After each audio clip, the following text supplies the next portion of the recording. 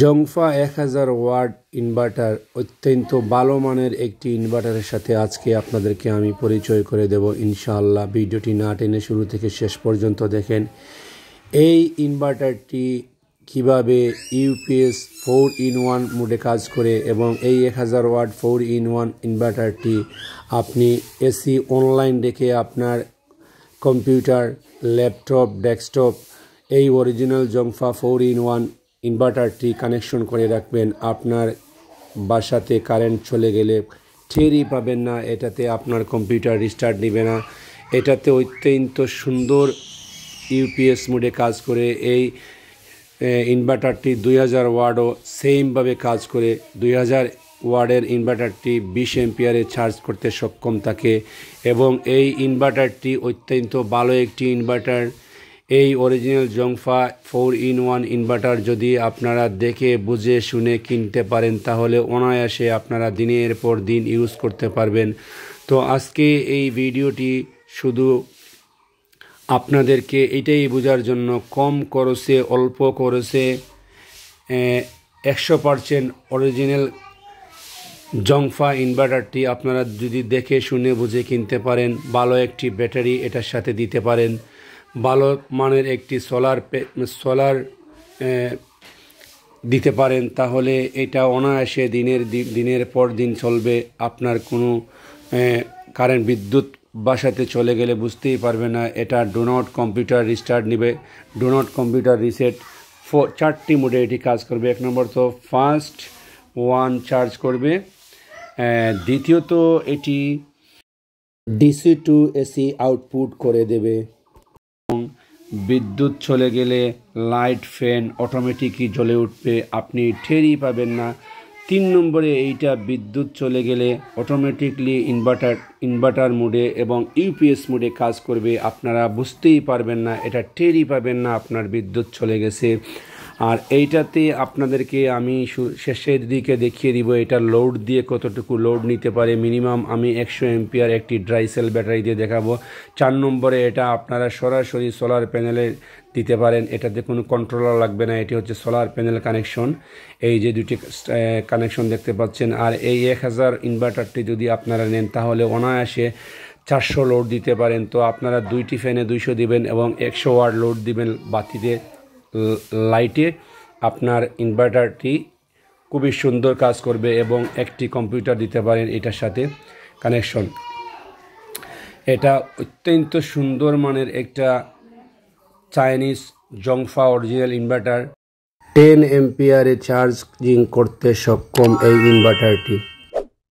10 এম্পিয়ারে এটা battery charge দিতে পারবেন। এই ধরনের ব্যাটারি চার্জ খুবই ভালো, সুন্দর করে চার্জ দিতে পারবে। ফুল চার্জ, লো কার্ড, হাই কার্ড এটা অটোমেটিকলি নেবে। আর এই ড্রাই সেল যদি বিএলডিসি ব্যাটারি যদি আপনারা ডিএলডিসি ব্যাটারি যদি এইটার সাথে দিতে পারেন তাহলে অনেক ভালো। আর এইটার সাথে যদি আপনারা সোলার সরাসরি কানেকশন দিতে আরও ভালো।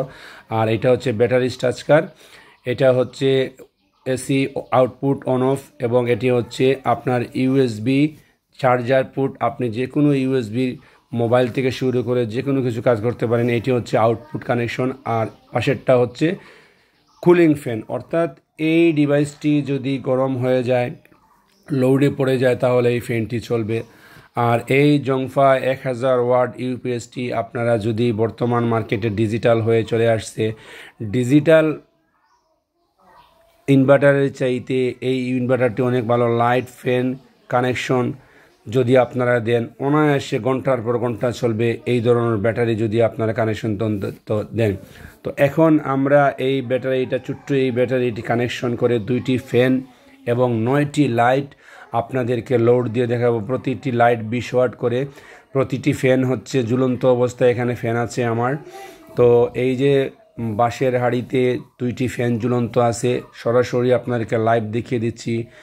তো এই যে 2টি ফ্যান আপনারা দেখতে পাচ্ছেন, এই 2টি ফ্যান কানেকশন দেব এবং 9টি লাইট এখানে লোড দিয়ে দেখাবো আপনাদেরকে।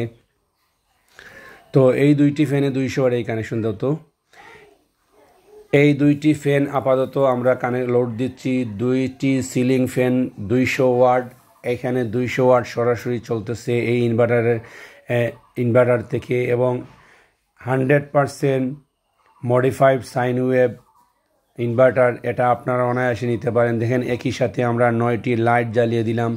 9টি লাইটে আছে এখানে 9 20 যত হয় 180 ওয়াট আছে এখানে লাইট, আর 200 ওয়াট আছে ফ্যান, অর্থাৎ 180, 9টি লাইটে 180 ওয়াট।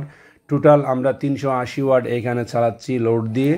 তো আপনারা অনায়াসে এই ইনভার্টার ইউপিএস মোডে কাজ করবে, বিদ্যুৎ চলে গেলে বুঝতেই পারবেন না। আর এই ব্যাটারিগুলো যদি সাদের ডিএলডিসি ফ্যানগুলো অরিজিনাল যদি ডিএলডিসি খোদাই করা ব্যাটারির লোগো দেখে যদি আপনারা এই ব্যাটারিগুলো এটার সাথে দিতে পারেন, ড্রাইসেল ব্যাটারি, অনায়াসে আপনার বাসাতে বাড়িতে 2টি লাইট এবং